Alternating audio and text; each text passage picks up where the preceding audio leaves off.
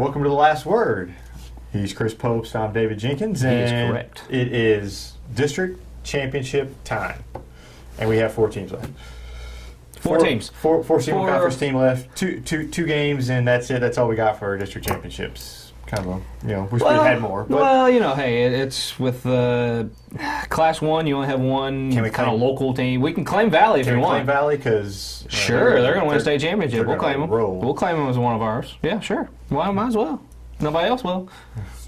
St. Louis don't want them. We'll take them. I'm fine with that. Well, that's fine with me. Come play at Saxton. That's right. Watch them play every week. That's right.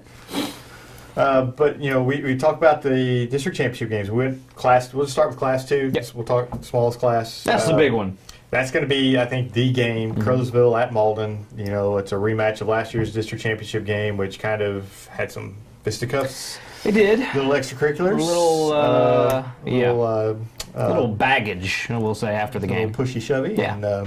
And so they're going to be playing again. They played back earlier in week 2. It was a 1-point game for Malden. And I kind of see it as kind of the same type, just knockdown, drag-out fight. I mean, pardon the expression, but just a knockdown, drag-out game. Did you plan that? I did. You planned it. He's a planner. I will say we haven't had a really good luck of calling the game of the week because Crothersville just beat down Hayti last week. We thought that was going to be the game of the week, and it just turned out not being a game at all. Crothersville, they looked very explosive that first quarter. After that, things kind of settled down like they normally do. But the first time I saw Crothersville all year, and like I said, they've got some playmakers. They're not just all Peyton Faulkner and guys like that. It's just they got some guys that you don't know their name or you wouldn't know. They're a good, solid all-around team, offensively and defensively. But when we're talking about going against Malden, who for the last 2 years, including this year, has just been running the table with the games with teams around here. It's a tough hill to climb. I'll say that. I'll say that much. Malden, they've kind of got the name players. They've got Chapin Riley. They've got Nick Thompson. They got Kylis Thompson. They kind of have the name players. Other than Crowsville, like I said, Crowsville, they have Peyton Faulkner and a bunch of other guys you haven't really heard of. Roderick Jones, he has 900 yards rushing. Yeah. You've got DeMarco Slaughter, 550 yards. I mean, they balance it out. Terrence Raspberry is a good receiver. He leads them in receiving. I mean, they have just across the board some balance. They're kind of tough to pin down. If this guy is covered, they can go to this guy. I think Crowsville is going to give Malden everything they want. I think so too. I would not be shocked to see Crothersville win this game. I'm so close to picking them.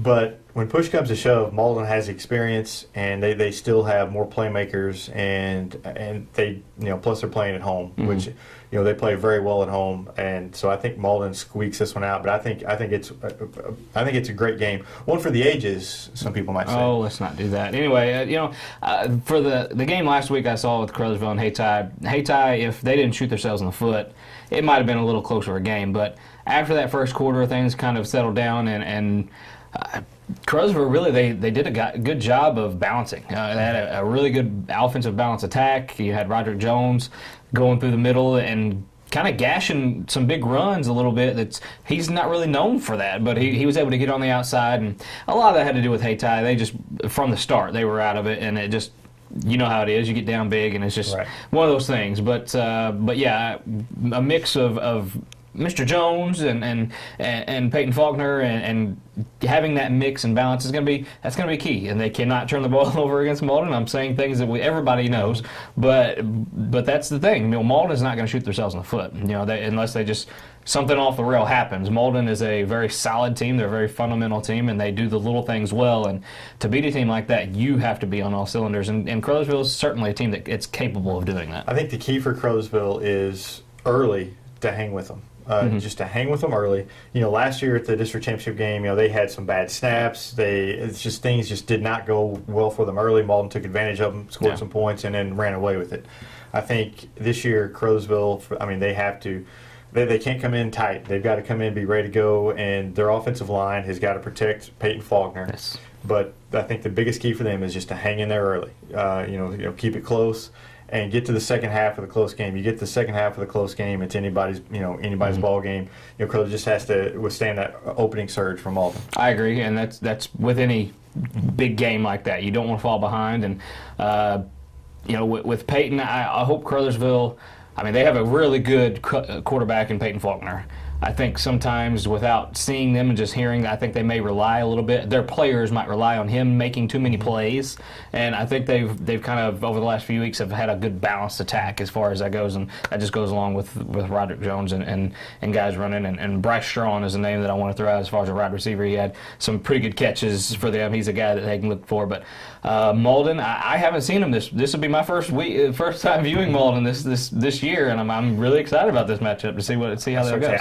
I've not seen them, but on video. I've seen a lot of video of them, but this will be the first time I've seen them too up close. First time I've seen Crowesville up close. Yeah. So I'm actually really looking forward to seeing it as well. I mean, for me, you look at Crowesville, Peyton Faulkner. He's kind of the dual threat guy. Malden's played those dual threat quarterbacks, but they've given up points. They gave up 51 points to Dexter and Ethan Stevens. They gave up quite a few points. I think 28 points. I think to Kennett. They gave up 27 points to this team. Yeah, and then they gave up 27. So they can, that's kind of an issue for them is for sure. is taking care of quarterbacks who are the dual threat. So. I think it goes down the wire. Crows will be able to move the ball against them. I think so too. Malden, just looking at their games and looking at their stats and you hit on it earlier. It's just getting that initial burst and scoring early is always key. You get down to a team like that, and it wears on your psyche a little bit. Malden is used to getting out fast, and if they do, it's going to be Malden's favor, obviously, if that happens. So. Well, we've talked about that game. Let's go to the other district championship game, which is Farmington at Cape Central. Yes. I don't think anybody is surprised that Cape Central's there. I think a few people are surprised that Farmington's there. A little bit. They're number 4 seed in that Class 4 District 1, beat the top seed in Hillsboro, which Hillsboro kind of proved that maybe not be a top seed. It kind of goes to a topic that we can, we don't have to really hit on, but how you schedule for the districts. And I had this conversation the other day. You almost schedule easy, and then you get your top seed, get as many games at home. You're going to lose the teams you're going to lose to anyway. Yeah. I mean, if the team's better than you, you're probably going to lose to them. So it doesn't matter if you're 8-2 or 5-5 when you play the game. It's going to be. That's probably going to be your last game. Better to have it at home as on the road. For sure, and I don't think I don't want to speak for you, but I don't think you're insinuating Hillsboro scheduling easy. It's just how it happened. Hillsboro doing it that way. If they did, hey, so be it. They got number 1 seed. But there's a lot of you look at Dexter. Dexter got punished for it. I mean, Dexter played a really tough schedule for a Class 3 school, and the last week of the season, and they lose a game to a top Class 2 team. Fredericktown gets a win, and they jump. So they get the win, and then Dexter falls, where Dexter wasn't the 7th worst, 7th seed in that district. In that district, no. They should have been probably a 3. I mean, they beat the 3 seed, so they should be a 3 or 4 seed in that district, in my opinion. And yet they were down to 7 just because of scheduling and who they play. Yeah. So you want to schedule some teams that you can beat, I think, and I think we'll see a lot of schools start doing that here in the next with this system cycle. And the district system that's in place now. You can definitely take advantage if you do schedule light. Now, the only problem with that is when you get to the actual district tournament time, right? You're not you're not going to perform well, in my opinion. But at the same time, is very seldom is a tough schedule going to really make you beat one of these teams. Very seldom. Not if you're just completely outmatched. No. In the case of Crothersville and Malden, I think Crothersville has played a tough schedule. Yes. They played St. Genevieve. I think it will help them in their situation. In the cases of some of these schools, I don't know if Hillsboro plays a tough schedule and they have come up against Farmington. I'm not saying they beat Farmington because they played a tough schedule. Yeah. So it's hit or miss, but I think the new scheduling cycle will start next season, and I think we'll see some teams get rid of some teams that may be a little tougher and try to find some easier wins on the schedule, and I think that may happen. Well, speaking of an easy win, Cape Central might have one this week. Just by the way they've been playing, and we both said it, coming into this tournament, they were the ones to beat, and they've proven it, and they walloped Sykeston last week in a game that a lot of people, if you just knew the game and kind of know what was built in the past, kind of maybe expected kind of a lopsided win than that one. Yeah, I think we both talked about how we thought Cape Central was better. We caught a little flack for it, but it was true. It was true. Cape Central had more talent, and you could see it on the field. Yeah. You could just watch it on the field. You're kind of asking yourself, well, how did Sykeston beat them the first time? Cape Central they're loaded at just about every position, and they look like a team who's ready to make a run, another run here. They could make the quarterfinals, or obviously they'll make quarterfinals if they win the game, but they could make the semifinal run, maybe even get back to that state championship game. I mean, they just have some of that talent. At the same time, Farmington has been playing very well offensively. They have found a spark the last few weeks and have just been putting up some great numbers. Now they started the year offensively in kind of a different way that we're used to seeing Farmington. They've kind of gone back to picking apart, going to the air and picking apart. You got some numbers for Farmington. Yeah, Busenbark is like 2,000 yards passing, which, for a team that's supposed to run the ball all the time, it's supposed to, kind of run the ball. It looks like they've kind of abandoned that. Their leading rusher, he's their leading rusher with 799 yards. Next to him is 297, excuse me. Yeah. So, they don't have, the big runners. They're going to throw the ball. They're going to throw it all over the place, and they're going to try to hit Braden Krause as much as they can. Obviously. He has 46 catches for 1,100 yards, 14 touchdowns. They're going to try to get him the ball. They're going to try. When he's not catching it, they're going to try to run him with it. Yeah. And then they're going to, of course, Busenbark can run and throw. He's a dual threat guy. So, they're kind of a two-headed beast, and Cape Central is going to have to shut that down, which, I think they can. They definitely have the ability. I think Cape Central outscores Farmington, and Cape Central's Achilles heel all season has been defense, is stopping teams. And their defense looked good Friday night. It definitely did look good. It's getting better, just like a lot of teams throughout the season. Defense gets better. I say their defense is definitely going to have their hands full with this Farmington team, but offensively, I see them putting up a lot of points.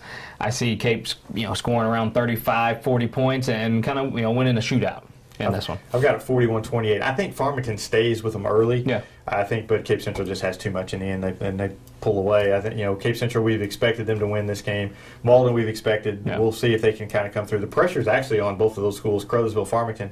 They kind of have the easy way about it. Is they're coming in as the underdog, and not many people are expecting them to win. Yeah. Anyway, that's the district wrap up. It's 2 games of high school football. That's just. It seems like it just started. It did. It really does. I was saying that the other night. It just seems like it just started. Now we're already getting ready for basketball season. Yeah. It's, football season flies by. Basketball season tends to drag a little bit because it is so much longer. But football season, gosh, The official winter practice for the winter sports started Monday, and we'll be talking some hoops before you know it. And boy, I cannot wait. It's going to be a good season for hoops, Jinx. I just got a feeling. For us around here, Sykeston area, Sykeston, Scott Central, Charleston, there's going to be some good basketball. Those 3 schools for sure. So maybe some of the other schools around here, as you get outside of our immediate area, they may not be liking basketball. They might not be, but hey, we're going to be. We're going to be happy as far as that goes. But anyway, football. Friday, get out, watch it. It might be the last time you see one of your teams, and we'll be at Crowsville Malden. Say hey to us. Hopefully we'll get Crowsville and Malden, one of those teams will win. Hopefully Cape Central wins. We'll get to continue with 2 of these teams through the playoffs. So we'll see you guys next week on The Last Word.